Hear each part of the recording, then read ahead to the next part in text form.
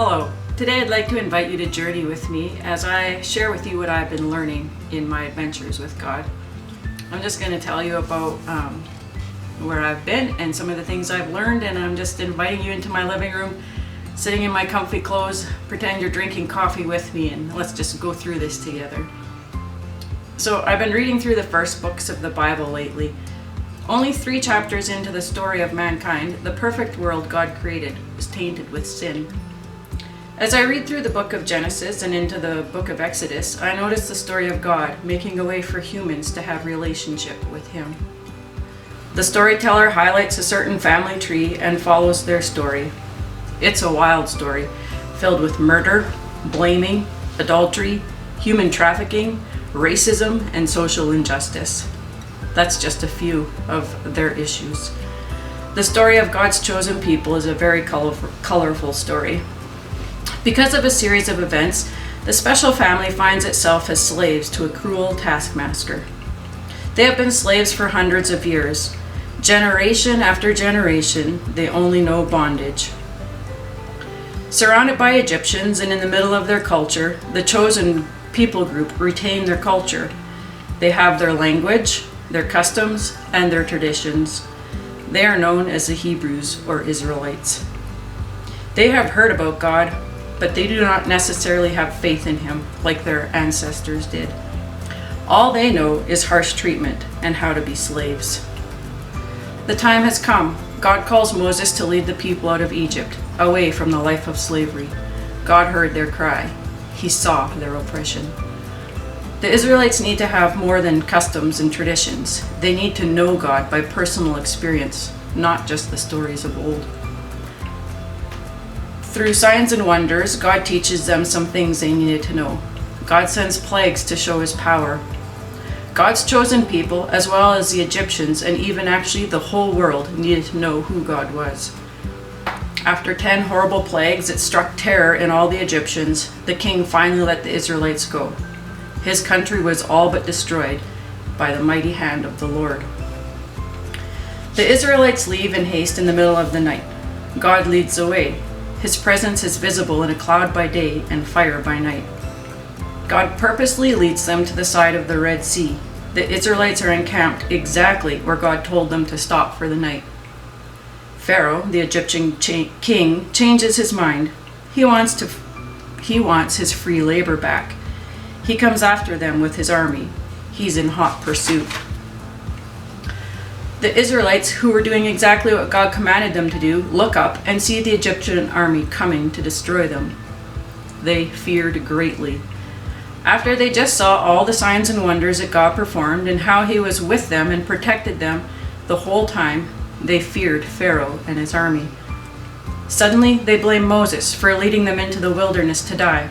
They wished they were back in Egypt. At least there, they knew what to expect. Did they forget that in Egypt they were slaves to a cruel taskmaster?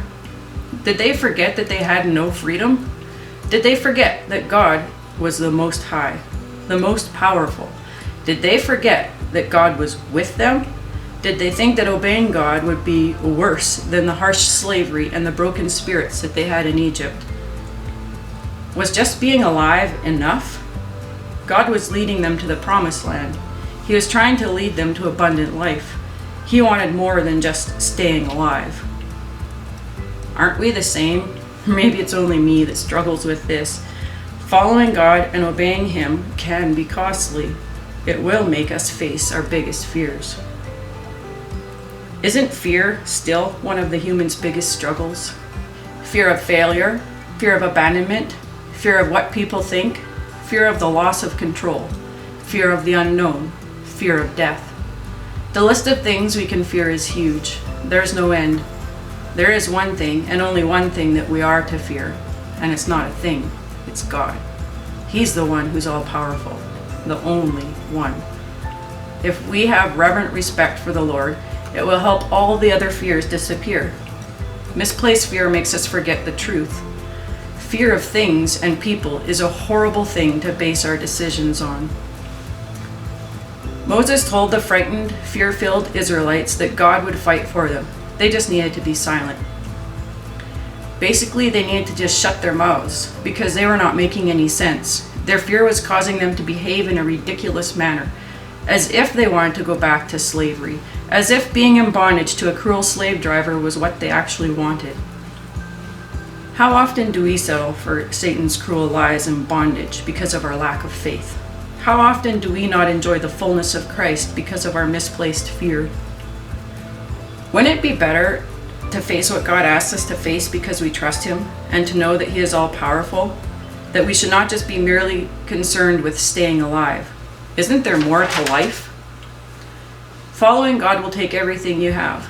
It will require leaving behind things you have gotten used to. It will involve danger and risk. But can I ask you this? Is just staying alive and avoiding death really living? We're invited to share in Christ, to partner with Him, to be a part of what He is doing here on this earth right now. I'm going to read to you from Hebrews 3:12-15.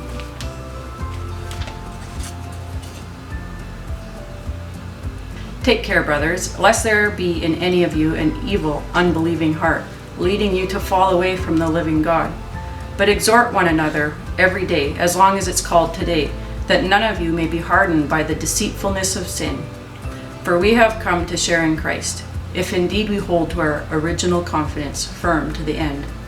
As it is said, today, if you hear His voice, do not harden your hearts, as in the rebellion. These verses are written to Christian people, those who place their trust in Jesus. An evil, unbelieving heart is one that is full of labors and annoyances and hardships, and is filled with disbelief and faithlessness. This is why we need each other, so we can walk side by side and encourage and strengthen each other.